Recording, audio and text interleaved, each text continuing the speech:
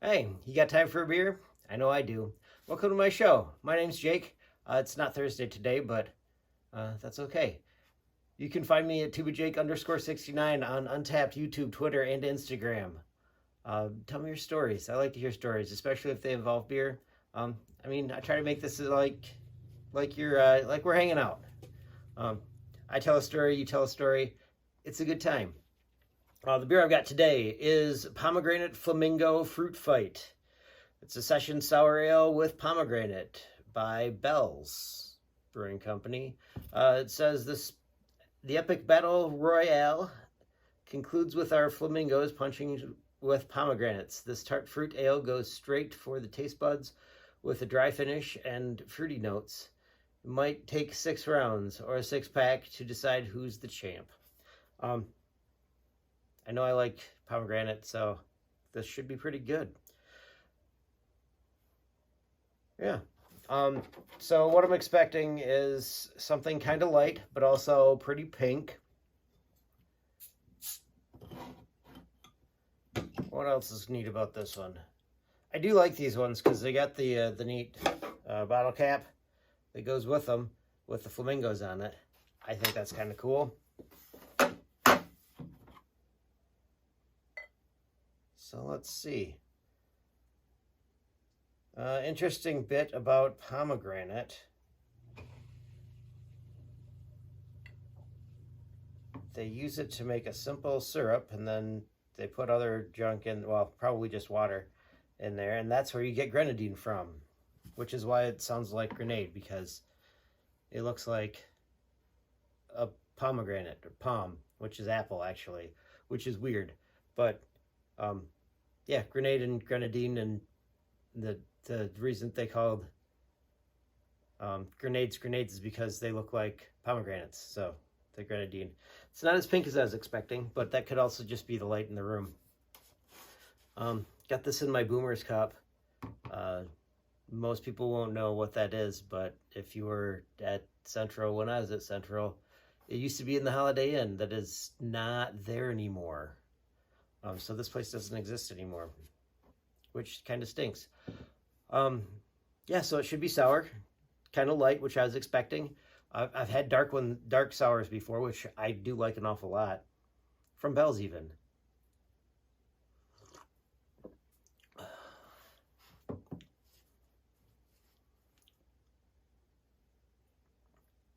You know, the last fruit fight I remember having, it was heavy. Does this say what the ABV is on this guy? 4.5%. Ah, that's why. Remember the last one was a little bit heavier, I thought. I could be wrong, though. It might have only been like 5 or 6%. But this is pretty good.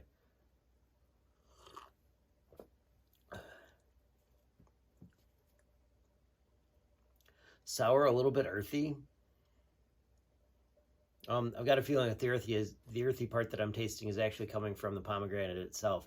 It should be a little bit sweet, but this is not coming through as sweet compared with the sour of the beer. I know that they've got some kind of yeast there at Bell's that will brew something that tastes like this. It's sour, kind of a fruity sour, but not really a vitamin, not like a lime is sour, not like an orangish sour, but like, I don't know, like a beer is sour. It's almost like a vinegar maybe, but not like vinegar, like a specialty vinegar that tastes like beer.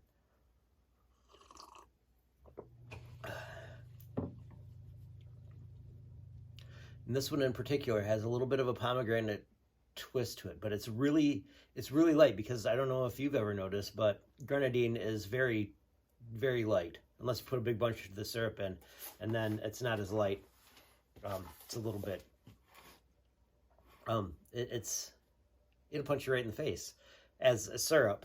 So yeah, the pomegranate juice is delicious. I like it a lot. I made pomegranate molasses one time. That was kind of fun.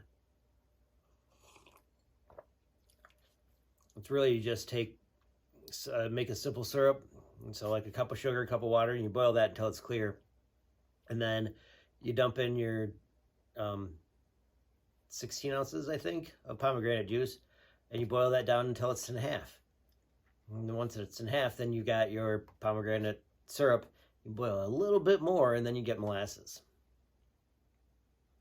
And it's pretty good. Like the pomegranate syrup, you can put in on just about anything. Pancakes, pretty good.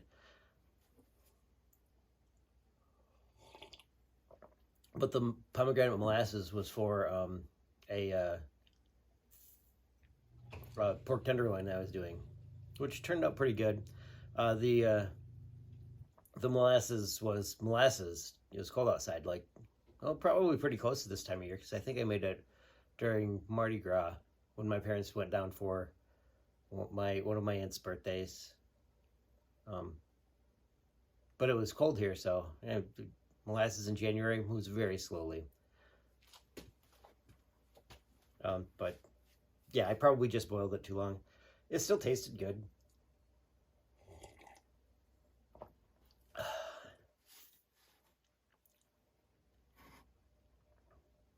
What does this remind me of? I don't know, sitting in a pool? Actually, this reminds me a little bit. I mean, I've got the American flag on the back here, so I'm staring at it. It reminds me a little bit of the fireworks in Bay City. When I was at camp, I had a bunch of friends there that I'd hang around with, because those are the people that you're around all the time, so why not hang out with them more, because they're kind of cool people.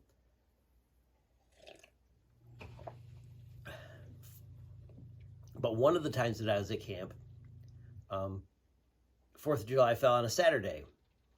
So Saturday was their day off at camp. So we hauled down to Bay City, or over, I guess, really, because Clear to Bay City is kind of a straight shot right along US 10. So we went over there and we stayed in his backyard. He had one of those inflatable, like, well, not really kiddie pool, like it's one of those like 2.5 foot deep pools. We watched the fireworks. A different friend had a relative that has a dentist's office, I think, that overlooks the park, so you could see the fireworks going off and stuff. It was very cool. When we finally got in there, there was food there too. We got a little bit of that. That was nice.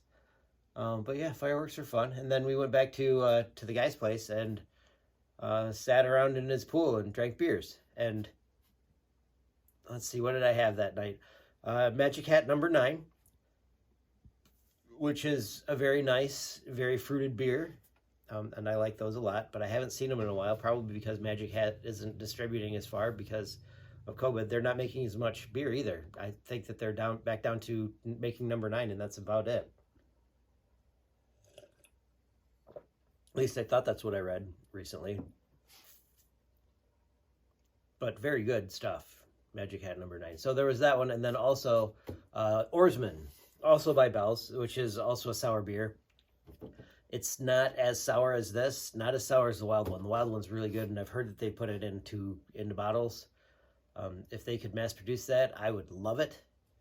I tried to convince my girlfriend to get me some, but I don't know if she did.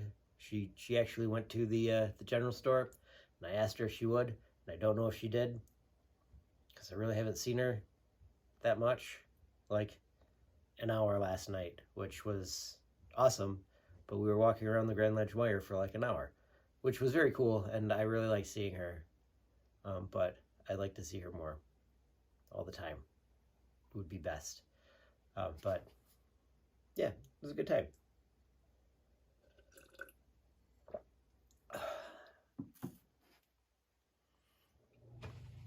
But yeah, so floating around in the pool, and you finish your beer and let it float around until it got back to you. Then you put it out on the side. It was, yeah, it's a good time hanging out with those guys. If you ever get a chance and you're young enough to, I do highly suggest working at a summer camp. It's a completely different thing than going to a summer camp.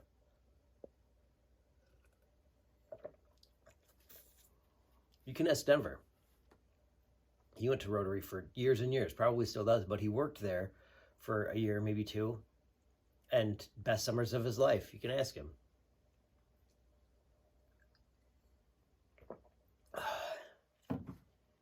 Okay, if we were in a fight, I would probably win. And it would definitely take me 6 rounds because I could drink a whole 6-pack of this real quick and easy. It's very good. All right, let's see. I have a quote for you. It's by Jackie Joyner Kersey. She's very fast. She said, "It's better to look ahead and prepare than to look back and regret." So, get ready for it. It's coming. If you don't, you'll have missed the opportunity, and then you might wish that you had already done that, unfortunately.